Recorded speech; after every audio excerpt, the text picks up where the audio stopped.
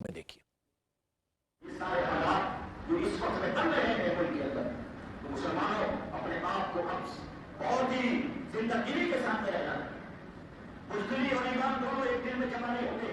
अगर बुज़दिल है तो मुसलमान नहीं है, और अगर मुसलमान है तो बुज़दिल नहीं हो सकता। समझ में आ रही बात? मस्जिद से बाहर निकल के हम यूं मत कहना। अभी तो ये ट्रेलर है, हेट स्पीच की लाइनें आगे और भी ज्यादा क्लियर है।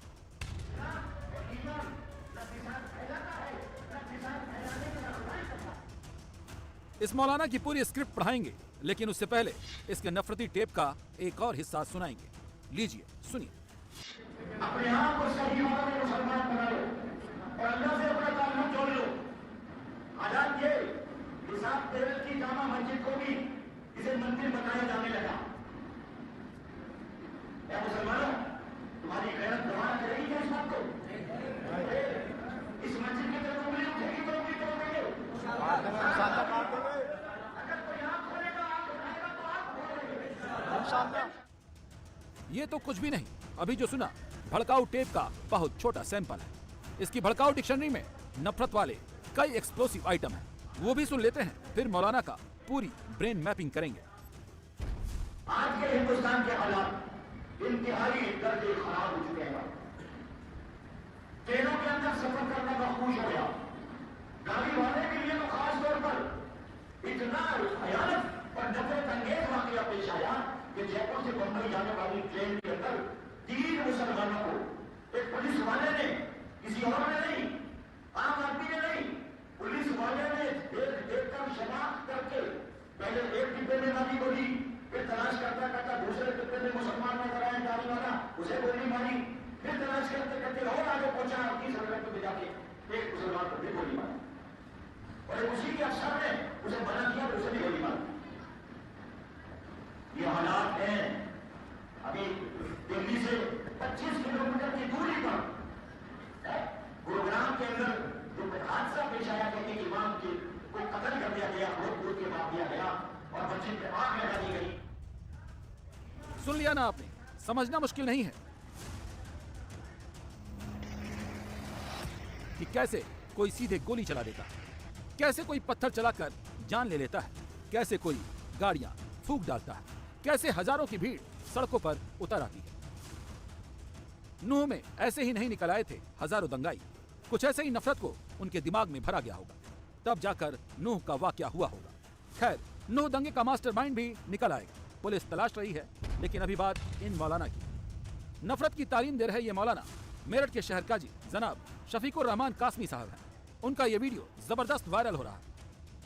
सोशल मीडिया पर इस वीडियो की जबरदस्त चर्चा है, अखबारों में भी इनकी बातें चल रही हैं। समझ में आ रही बात? मस्जिद से बाहर निकल के हम यूं मत कहना। कोई बात होगी कर रहा होगा, कोई ऐसी बात नहीं, कोई बात होगी कर निकल के अंदर रख दे। कारी साहब ने तो आज बड़ी भड़काऊ तकलीफ की। मैं भड़काने की बात नहीं कर रहा, समझ में आई नहीं? हाँ समझ गया। अपने आप को सही मानों में मुसलमान बना लो। काजी साहब को इस बात का एहसास तो था कि जहां से और जिस जगह से ये बोल रहे हैं, बात लीक हो गई तो मसला हो जाएगा। और हुआ भी वही। काजी साहब का वीडियो लीक हुआ, माहौल खराब हुआ, जिसके 2 मिनट बाद ही काजी साहब लाइन पर आ गए।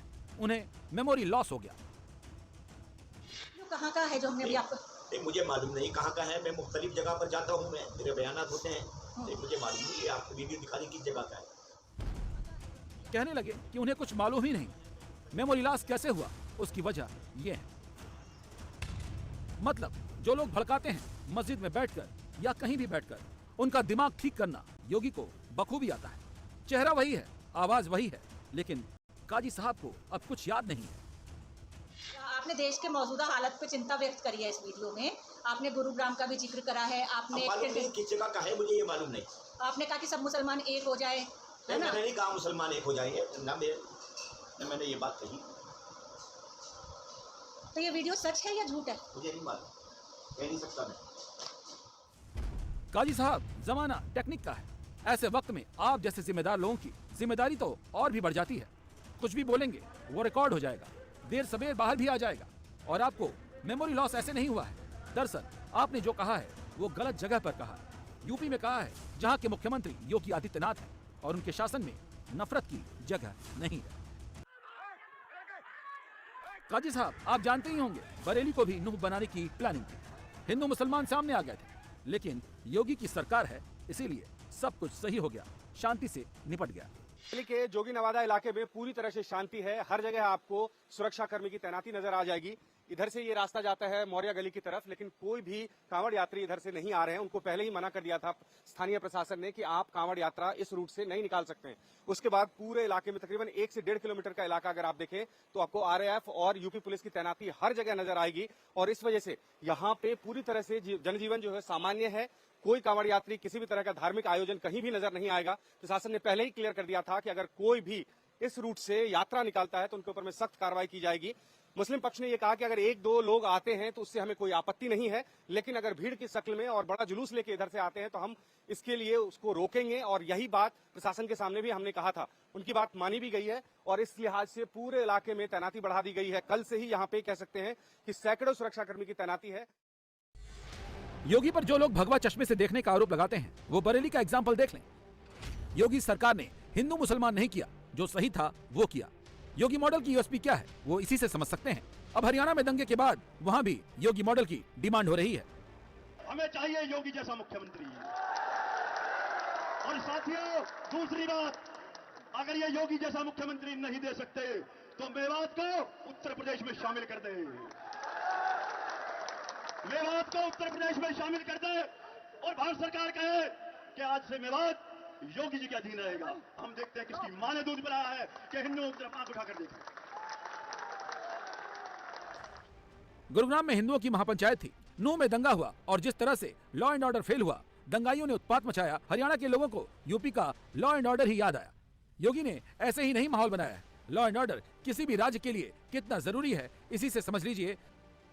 जब इंडिया टीवी और सीएनएक्स के सर्वे में यूपी के लोगों से पूछा गया कि क्या जिस तरह से योगी गैंगस्टर का इनकाउंटर करा रहे हैं, उससे बीजेपी की छवि सख्त लॉ एंड ऑर्डर लागू कराने वाली पार्टी की बनी है, तो इसका जवाब 56% लोगों ने हाँ में दिया, जबकि 31% लोगों ने कहा ऐसी कोई बात नहीं है।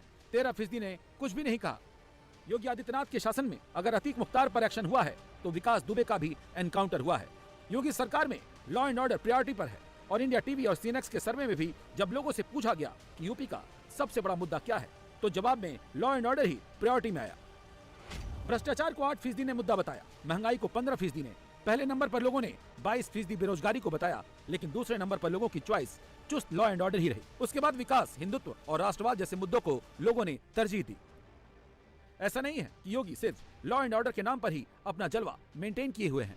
योगी के एजेंडे में राष्ट्रवाद, हिंदुत्व, विकास सब है, इसलिए वो लोकप्रियता में भी नंबर 1 है। अब इसे समझना है तो सर्वे के इस आंकड़े से समझ सकते हैं। यूपी के लोगों से सीएनएक्स इंडिया टीवी के सर्वे में पूछा गया था कि यूपी में सबसे ज्यादा पॉपुलर लीडर कौन है, तो नरेंद्र मोदी के बाद 26% लोगों ने योगी आदित्यनाथ के नाम पर ही टिक किया। उसके बाद अखिलेश यादव, मायावती, तब जाकर के राहुल गांधी को नंबर दिया।